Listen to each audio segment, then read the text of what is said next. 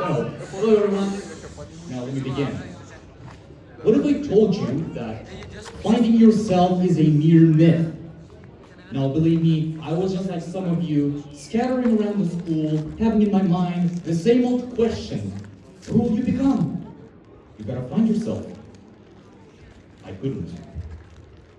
But it came to me as of late.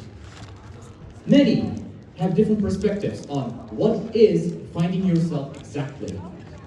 Some of you might even have these perspectives right now. Let us go through each definition of finding yourself and deconstruct them while giving something entirely new instead.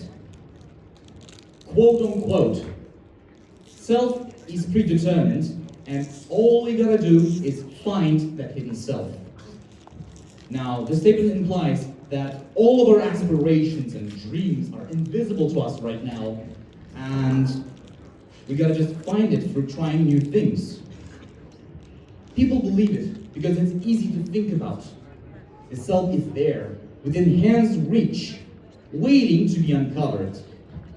But this claim is false. People are always evolving, we're not static.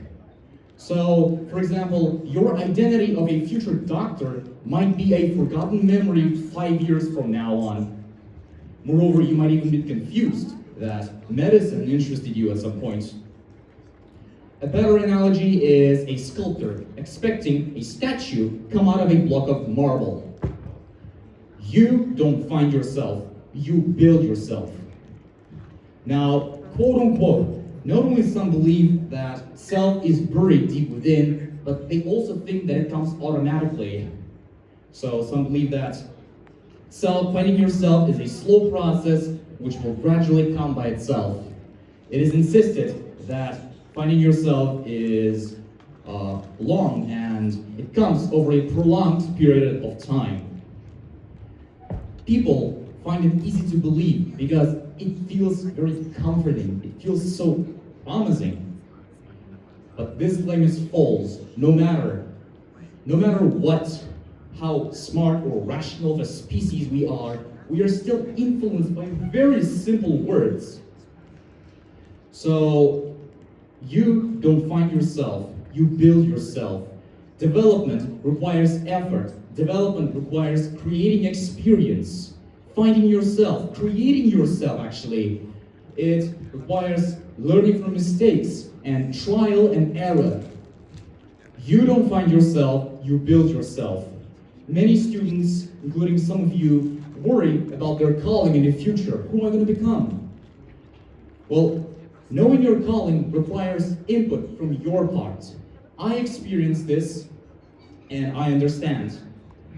So, please put input from your part. It will never come to you by itself. Active participation aside, some also believe in static personality. Quote unquote, I will be the same person forever from now. Well, have you ever thought about 3 years ago from back and asked yourself, what was I thinking? Well, that is the proof that we are always changing. You see, personality is never static. We always change, we always evolve. As I have mentioned before, we don't find ourselves, we build ourselves. So, we always change. Now, this was proven by Robert Sapolsky, believe me. I was subject to this kind of thinking. I believed that my love for history is indestructible. 3 years ahead, and now I almost forgot about my interest in history. As I mentioned Robert Sapolsky before, he talked about neuroplasticity, the ability of the brain to mold and change neural connections throughout the course of life. So, that is why you don't find yourself, you build yourself. You are a cake. Your future is like a giant cake. It is being decorated by different versions of yourself from the past and the future. The cake is not monotone. It is changing. It differs in every part of its decor. But you might ask, but what about the other side? What about those people who seem to have it right away? What about Mozart, who started composing music from an early age? The thing is, Mozart and other people have had early access to things. They experimented a lot, and they were trained to perfection. If those people didn't have those special privileges and conditions they had, their potential might not have even been realized. If we consider my previous 3 points, it becomes clear. You don't find yourself, you build yourself. Look at Steve Jobs. He aspired to be a calligraph and ended up founding the biggest company in the world. Now that we have deconstructed the term finding yourself, you might ask, what now?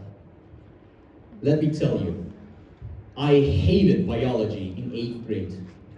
I remember sitting at a classroom, staring at my biology book, being unable to imagine a future where I cared about some mitochondria and proteins. Toward the end of the grade, I got interested in working out. I wanted to optimize the protein intake, food intake into my body, and that is how I got into nutrition, the science of food.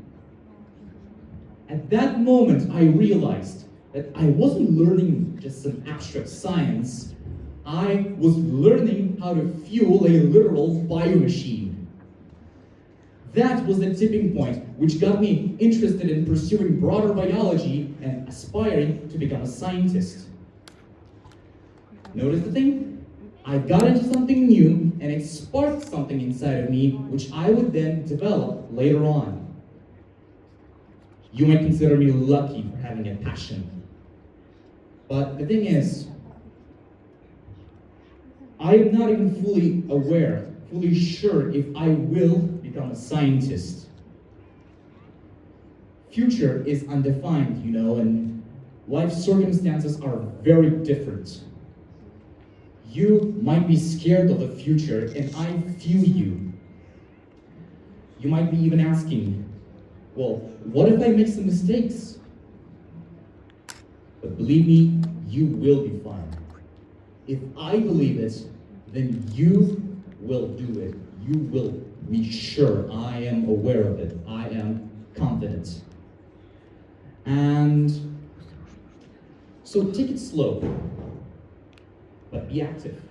Engage. Remember that you are fluid. You are a cake, a mosaic in making. Fail, learn, grow. So I ask you, are you waiting for some grand revelation that will come by itself and stay static? Or are you taking the matter into your own hands? Because the truth is, you don't find yourself, you build yourself.